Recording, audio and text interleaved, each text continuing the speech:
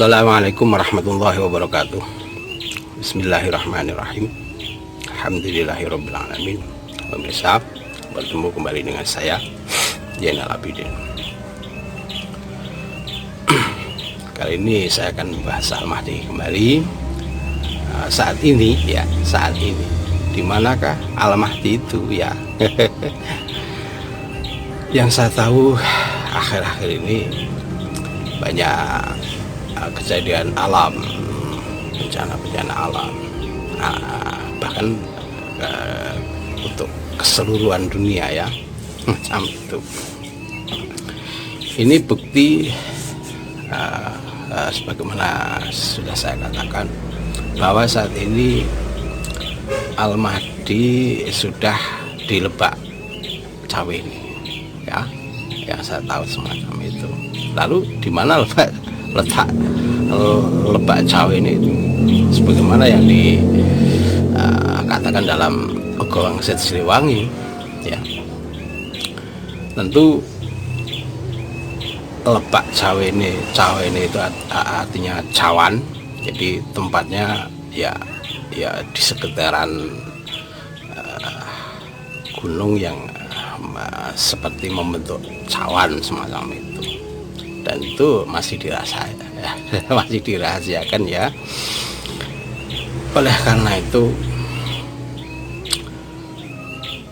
sudah sering saya katakan bahwa setelah perjalanan dari timur ke barat, saat ini yang saya tahu Al-Mahdi sudah menempati, pindah katakanlah semacam itu di Lebak Cawe ini, sebagaimana yang dikatakan dalam Ogo Wangsit seperti itu ya. Memang lalu di mana letak Lebak Cawe ini itu ya, sudah saya katakan seperti tadi, dan itu ya biarlah akan tetap menjadi misteri sebelum kemunculan dianya sendiri atas kehendak Allah, tentunya seperti itu ya. Oleh karena itu, jika seandainya Al-Mahdi ini muncul seperti yang tidak sampean kehendaki ya, orangnya ternyata seperti itu, tidak seperti dalam asumsi atau perspektif sampean, tentu jangan kaget.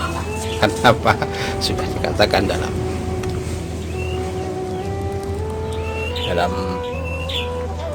Ogo Wangsit, melawan sambil tertawa, semacam itu. Terus mengangon, yang diangon bukan kerbau, sapi dan lain-lain, tapi mengangon ranting-ranting kering. Tentu ini sesuatu yang ranting-ranting kering ini sesuatu yang pada intinya adalah yang sudah kering, artinya leluhur semacam itu, dan dijadikannya menjadi orang yang remeh semacam itu ya. Jika sampean tahu benar-benar dia Al-Mahdi, tentu tidak seperti yang sampean asumsikan selama ini, atau di luar perspektif semacam itu, seperti yang saya katakan dulu di video yang lalu itu ya. Oleh karena itu, tunggulah sampai benar-benar, dan mudah-mudahan tidak lama lagi kemunculan Al-Mahdi ini benar-benar dihadirkan oleh Allah sesegera mungkin ya. Mudah-mudahan untuk paling akhir tahun 2021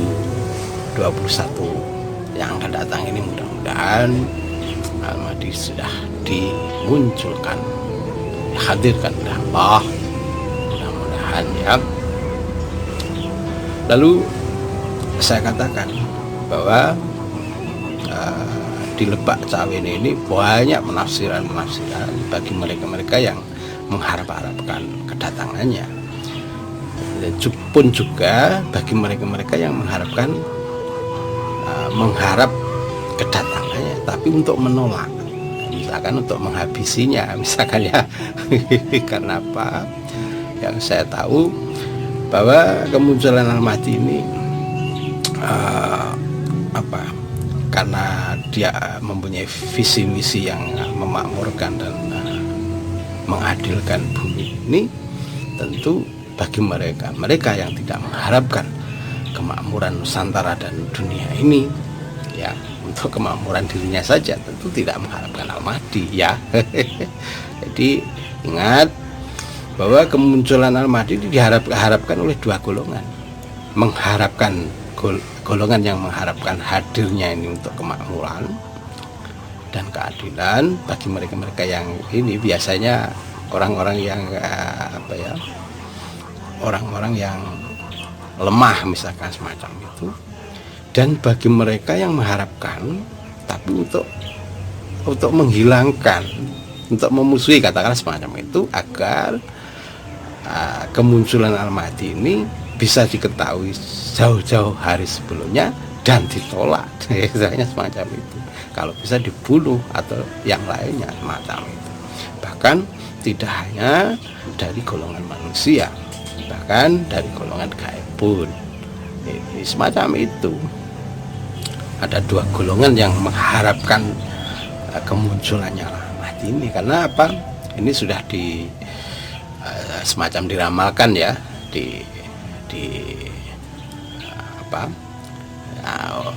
Uga Wangsa Siliwangi, kemudian di Raden Ngabei Rangga Warsita dan Jonggo Jayabaya, semacam itu juga dikatakan dalam hadis semacam itu.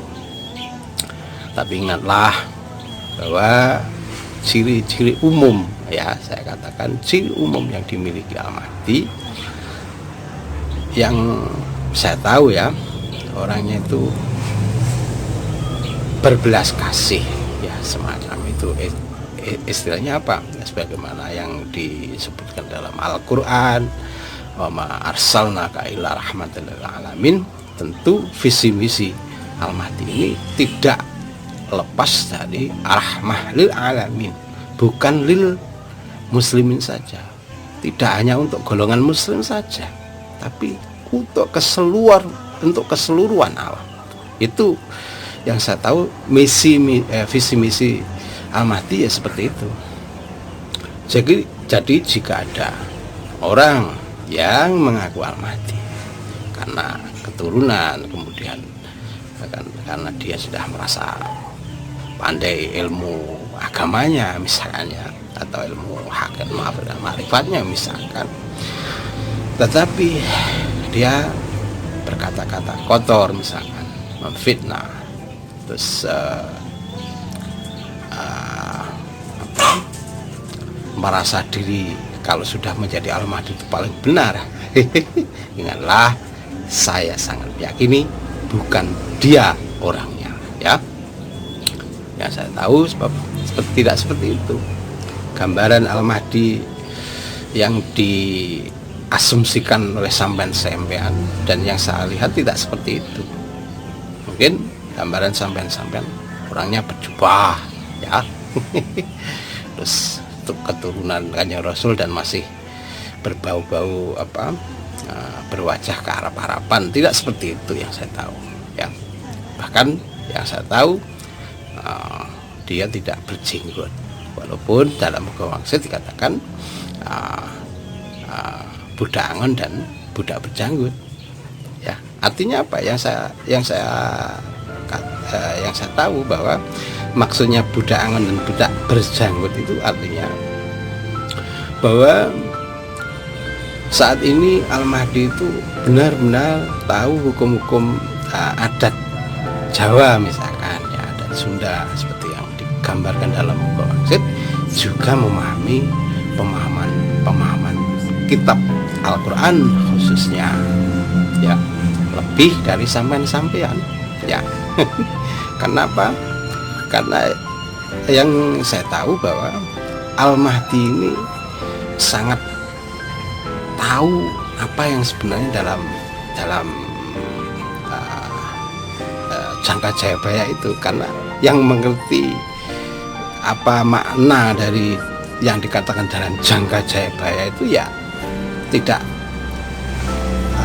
melebihi Al-Mahdi itu sendiri terhadap Jangka Jayabaya atau Uga Wangsit Siliwangi.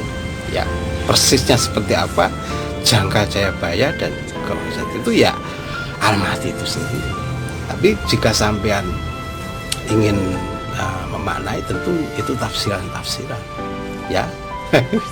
Tafsiran-tafsiran atas argumentasi misalkan, atau asumsi atau persepsi atau gambaran apapun yang menurut sampean benar. Tapi kebenaran Jangka Jayabaya, makna semacam apa yang ada dalam Uga Wangsit dan Al-Hadis misalkan dan Al-Quran, tentu hanya Al-Mahdi itu sendiri yang mengetahui sebenarnya makna itu. Gitu loh yang saya maksud ya.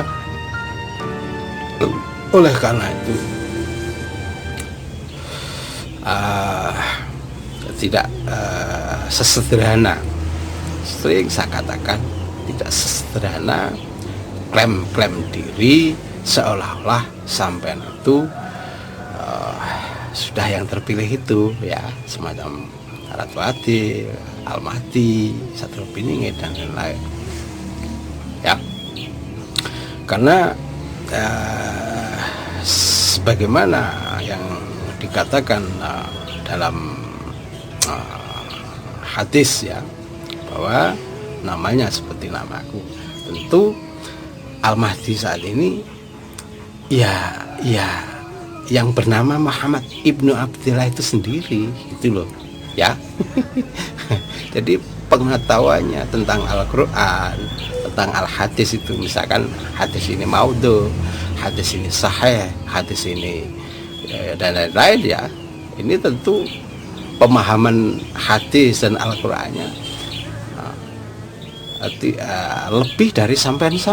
Kenapa? Dia yang tahu persisnya seperti apa Al-Hadis itu dan wahyu Al-Quran itu loh ya. Jadi bukan rabaan-rabaan tafsiran semacam itu, tapi benarnya semacam apa dia tahu itu. Oleh karena itu, jika ada orang yang mengaku diri bahwa dia Al-Mahdi karena pandai membaca Al-Quran, coba ya telusuri benar-benar makna Al-Quran itu sendiri atau hanya asumsi ya. Kenapa? Yang saya tahu bahwa Al-Mahdi memahami Al-Quran lebih dari sampean-sampean, saya yakin itu. Pun juga Al-Mahdi tahu makna Al-Hadis yang sebenarnya apa, itu lebih dari sampean-sampean, karena dia yang menjalani langsung itu loh ya. Dia pun juga memahami kitab-kitab Allah yang lain, misalkan kitab Taurat, kitab Zabur, kitab Injil ya, lebih dari sampean-sampean yang memahaminya itu gitu. Walaupun dia tidak secara khusus atau secara spesifik mempelajari kitab-kitab tersebut ya, bahkan dia lebih memahami kitab Weda misalkan, kitab Tripitaka misalkan, lebih dari penganut Hindu Buddha itu sendiri semacam itu. Karena apa ya, memang dia sudah tahu kebenaran Allah itu.